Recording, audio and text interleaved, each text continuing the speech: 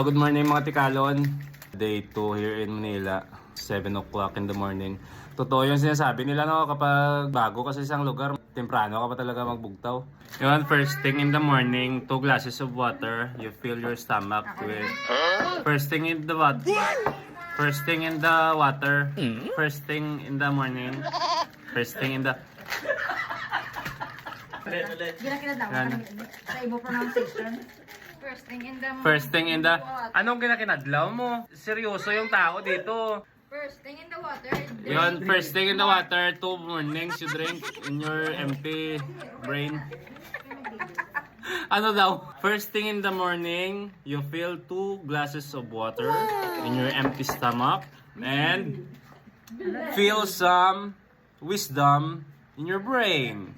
Yun, wag puro scatter yung unahin. Pagising mo, scatter ka na kaagad.